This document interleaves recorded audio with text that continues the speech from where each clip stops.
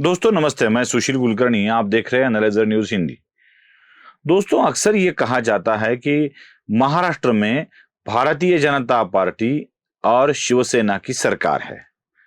कोई इसे शिंदे सरकार कहता है तो कोई इसे शिंदे फडणवीस की सरकार कहता है। कोई शिंदे फडणवीस अजीत पवार की सरकार करता है, कोई कहता है कि भारतीय जनता पार्टी के सहयोगी पक्षों द्वारा चलाई गई सरकार है। मैं ऐसा बिल्कुल नहीं मानता हूं। इस सरकार को मैं भारतीय जनता पार्टी की सरकार या भारतीय जनता पार्टी की अगुवाई में चलने वाली सरकार ऐसे बिल्कुल नहीं मानता। मैं बस इस सरकार को एक कॉमन यूनिटी गवर्नमेंट मानता हूं। मतलब सारे दलों की मिलकर चलाने वाली सरकार, सर्वदलीय सरकार है ये ना भारतीय जनता पार्टी की सरकार है, ये ना शिवसेना की सरकार है, बाकी कुछ भी नहीं है। क्योंकि इसमें जितने भी लोग शामिल हो रहे हैं, इनकी एक दूसरे से कभी नहीं बनी है। वैसे तो एक पार्टी में भी अंतर्विरोध होते हैं, हमेशा ही होते हैं, लेकिन फिर भी इन अंतर्विरोधों के चलते हुए आइडियोलॉजी तो कम से कम एक होती है। मतलब भारतीय जनता पार्टी के लोग हो, देवेंद्र फडणवीस और पंकजा मुंडे के बीच में जमती नहीं है, या देवेंद्र फडणवीस या सुधीर मुनगंटीवार के बीच में जमती नहीं है। ये हमने सुना है, खबरों में सुना है, कुछ कुछ बार ऐसे सुनाई भी देता है। किन्हीं लोगों को सत्ता के बाहर रखा जाता है, किन्हीं लोगों को सत्ता के अंदर रखा जाता है। हमने सुना है कि सरकार में भी एक पार्टी के लोग भी अलग अलग नजरिया रखते हैं, लेकिन इनकी विचारधारा एक ही होती है। दो किन्हीं पार्टियों का अगर गठबंधन होता है, तो जैसे शिवसेना और भाजपा का गठबंधन हिंदुत्व के मुद्दे पर था, या धर्मनिरपेक्षता के मुद्दे पर कांग्रेस और राष्ट्रवादी कांग्रेस का गठबंधन था। शाहू फुले अंबेडकर वाली विचारधारा को आगे ले जाकर पुरोगामी विचारधारा को आगे ले जाना है, इसलिए वो एकत्र आ गए। कहना होता है सब सत्ता के लिए एक साथ होते हैं, सारे कोई भी पार्टी हो। लेकिन ये जो सरकार बनी है, ये ना कॉमन विचारधारा की है, ना आइडियोलॉजी की है, ना कुछ है। मतलब छगन भुजबल जिस तरह की विचारधारा रखते हैं, उसकी बिल्कुल विपरीत विचारधारा देवेंद्र फडणवीस की होती है। उससे कुछ अलग नजरिया अमोल मिटकरी का होता है, या कुछ और अलग एकनाथ शिंदे के गुट के लोग रखते हैं विचार उसके। ये सारे लोग आइडियोलॉजी के भी एक साथ वाले नहीं हैं। कोई भी एक आइडियोलॉजी भी उनकी एक कॉमन प्रोग्राम में नहीं आती। तो ये सरकार में आए क्यों? क्या सत्ता प्राप्ति के लिए आए हैं, या भारतीय जनता पार्टी इनको सत्ता में क्यों बिठा रही है? जिस हसन मुशर्रफ के ऊपर भारतीय जनता पार्टी ने कितने न जाने अनगिनत आरोप लगाए, उसी हसन मुशर्रफ को साथ लेकर भारतीय जनता पार्टी सत्ता चला रही है। जिस छगन भुजबल को गिरफ्तार किया गया, उसके बाद भुजबल ने भी हिंदू आइडियोलॉजी पर न जाने कितने आरोप लगाए, उनके साथ भारतीय जनता पार्टी जा रही। छगन भुजबल के बाद बताया जा रहा है कि नवाब मलिक को भी अभी राष्ट्रवादी कांग्रेस पार्टी का एक गुट अपने साथ लेने वाला है। क्या नवाब मलिक भी सरकार में शामिल हो जाएंगे? अगर छगन भुजबल, नवाब मलिक, अमोल मिटकरी जैसे लोग इस सरकार के साथ हो, तो क्या इसे भारतीय जनता पार्टी वाली सरकार माना जा सकता है? अगर ऐसे भारतीय जनता पार्टी वाले मानते हैं, तो ये उनके समर्थकों के लिए सबसे बुरी खबर होगी, क्योंकि भारतीय जनता पार्टी का समर्थक बिल्कुल भी इसे स्वीकार करने के लिए तैयार नहीं होता है। आज भी भारतीय जनता पार्टी कड़ी आलोचना का सामना कर रही है, लेकिन यह सरकार ऐसे स्थिति में आई क्यों, यही एक सवाल हम सबके मन में है। इसी का जवाब ढूंढने की कोशिश हम करते हैं।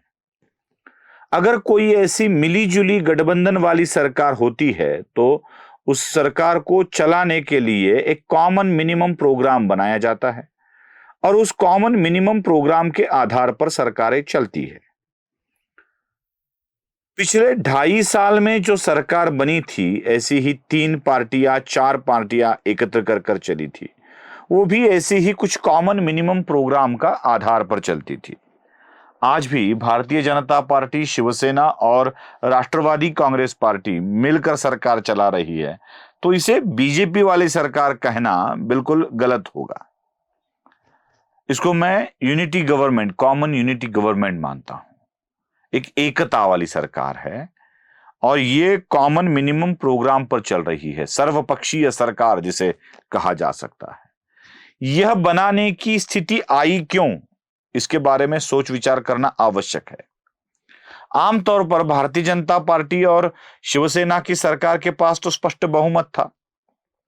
किसने बता दिया कि एकनाथ शिंदे के सारे विधायक जाने वाले हैं, इसलिए अजित पवार को लेकर रखा, अब अजित पवार की भी जाने वाले हैं। ये सारी मनगढ़ंत बातें हैं, कहानियां हैं जो ऐसे किस्से तैयार करने पड़ते हैं जिन किस्सों के आधार पर ही राजनीति के दांव पेच चलते लगते हैं। बस ये कहानियां हैं, किस्से हैं जिनको सुनाना पड़ता है।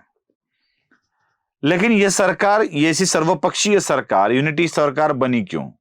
तो 2.5 साल की सरकार ने जो कुछ किया था उसको जरा बदलना था। सबसे पहले तो पिछली सरकार को गिराकर जो सरकार बनी थी वो सरकार चलानी होगी। अगर सरकार को चलाना है, मजबूती से चलाना है, तो एक स्पष्ट बहुमत सरकार के पास होना आवश्यक है। वह स्पष्ट बहुमत आ ही जाता है। दूसरा, काम करने हैं, जो भी कुछ लोग काम है वो करने हैं। मतलब मुख्यमंत्री को मंत्रालय में जाना है, वहां बैठकर फाइलों का निपटारा करना है, मीटिंगें लेनी है, अधिकारियों को सूचना करनी है। पिछली बार तो मुख्यमंत्री मंत्रालय में जाते ही नहीं थे। खुद शरद पवार ने अपनी किताब में, लोक माझे सांगाती नाम है उसका, मराठी में लिखी हुई आत्मकहानी है शरद पवार की, तो उसमें लिखा था कि हमारे लिए दुर्भाग्य की बात थी कि उद्धव ठाकरे कभी मंत्रालय में गए ही नहीं, और जब उद्धव ठाकरे मंत्रालय में जाते नहीं थे तो काम किसी और को करना पड़ता था। जब काम करना है तो ये करना पड़ेगा। अब काम कौन से है? पिछली सरकार ने सारे बड़े बड़े प्रोजेक्ट्स पर रोक लगा दी थी।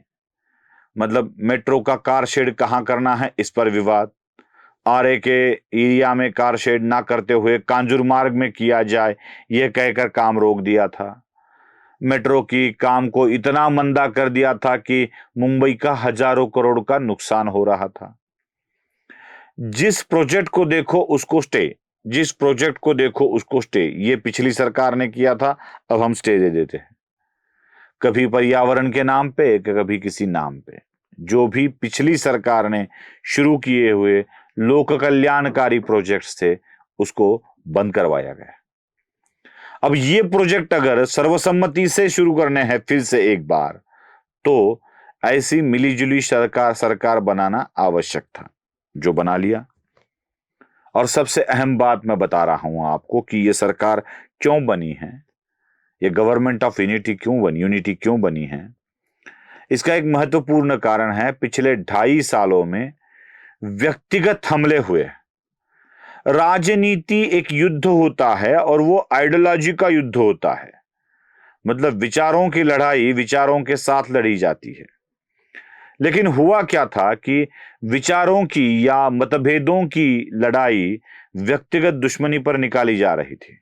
जैसे नारायण राणे को गिरफ्तार करना हो, मोहित कंबोज के घर को इलीगल करार देकर उसको गिराने की कार्रवाई शुरू करनी हो, नारायण राणे के घर को गिराने की कोशिश की हो, या कंगना रणावत का घर गिराया गया हो, या राहुल कुलकर्णी एक पत्रकार जो अभी हाल ही में उन्हीं के खेमे में जाकर दाखिल हुए हैं, उनकी गिरफ्तारी का मामला हो, या किसी सोशल मीडिया के लोगों पर हमला वाला मामला हो, किसी नेवी के आदमी की आंख फोड़ी जाना हो, या अपने विरोधी दल के नेताओं पर भद्दे और गंदे शब्दों में आलोचना करनी हो। राजनीति का स्तर दिन ब दिन गिरता जा रहा था और लोग व्यक्तिगत शिकार हो रहे थे इन सब चीजों का। और यह सबसे बड़ी और अहम बात थी, चिंताजनक बात थी कि राजनीति का स्तर इतना गिरता जा रहा था कि चोर को चोर कहा तो भी अच्छे आदमी को जेल डाला जा रहा था। मतलब चोर को चोर कहना भी गुनाह हो गया था, गलती को गलती कहना भी गुनाह हो गया था। और इस दौर में एक ऐसा भय का वातावरण तैयार हो गया था कि न जाने कौन से दिन कौन अंदर जाएगा पता नहीं चल रहा था। मतलब एक औरत अपने प्रॉपर्टी लेते वक्त साथ होती है, सब कुछ करते वक्त साथ होती है, और जब उसको प्रताड़ित किया जाता है, जब उसको गंदी गंदी बद्दी बद्दी गालियां दी जाती है और वो उसके खिलाफ खड़ी हो जाती है, पुलिस स्टेशन चली जाती है, तो एक फेक डिग्री का केस बनाकर उसे जेल की 4 दीवारियों के बीच डाला जाता है। मैं स्वप्ना पाटकर की बात कर रहा हूं। या अनंत करमुसे की ही बात ले लीजिए। अनंत करमुसे को बुरी तरह से पीटा गया था। केतकी चितड़े की बात ले लीजिए। केतकी चितड़े को न जाने एक कविता के लिए, दूसरे ने की हुई कविता के लिए जेल की सलाखों के पीछे रहना पड़ा था। और निखिल भामरे जैसा व्यक्ति, जिसको भी युवावस्था में उसको जेल के अंदर डाला गया था। राजनीति का स्तर इतना गिरता जा रहा था कि व्यक्तिगत हमले और व्यक्तिगत जीवन की खराबी करना ही मूल उद्देश्य बन गया था। मेरी एक विचारधारा हो सकती है, मैं उस विचारधारा का समर्थक होता हूं। इसका मतलब यह नहीं होता है कि उस विचारधारा को चलाने वाले लोगों की तरफ से उसे कोई आर्थिक सहकार्य मिलता हो या आर्थिक मुआवजा मिलता हो। लेकिन यह माना जाने लगा कि कोई भी हिंदुत्व की या दक्षिणपंथी लोगों की बात करता है तो उसे शायद बीजेपी की तरफ से पैसे दिए जाते हैं। इतना निचला स्तर होता जा रहा था। इन सब को एक समाज का एक बड़ा वर्ग ये बातों को झुटलाए, इसके लिए इस गवर्नमेंट ऑफ यूनिटी की आवश्यकता थी, इस सर्वदलीय सरकार की आवश्यकता थी। और इसीलिए शायद भारतीय जनता पार्टी के नेताओं ने यह सर्वदलीय सरकार बनाने का प्रयत्न किया है। और इसके ऊपर भी कुछ आरोप लगाए जा रहे हैं कि यह सरकार गलत मैसेज दे रही है। आगे के इलेक्शन में इस सर्वदलीय सरकार का भवितव्य क्या रहेगा, यह देखना भी आवश्यक है। कितने जोड़ तोड़ चुनाव की राजनीति में होते हैं, यह भी देखना आवश्यक है। देखते हैं आगे आगे क्या होता है। आप भी नजर बनाए रखिएगा, क्योंकि हम ही वो लोग हैं, आम लोग, जो इसको देख सकते हैं, समझ सकते हैं और इस पर रिएक्ट हो सकते हैं। और सबसे बड़ी बात, हम ही तय करते हैं भवितव्य। सामान्य आदमी ही तय करता है भवितव्य। हम का मतलब मैं अकेला नहीं, या आप 2-4 नहीं, हम का मतलब हम सब है। हम ही तय करते हैं इस देश का भवितव्य किसके हाथों में सुरक्षित होना चाहिए। नजर बनाए रखिए, ध्यान रखिए। अगर अपने भी गलत कर रहे हो तो उन अपनों को भी पास लेकर बताने का, समझते नहीं हैं तो कान पकड़ कर समझाने का, फिर भी ना समझे तो कान के नीचे देकर समझाने का अधिकार सामान्य जनता को है। नमस्ते।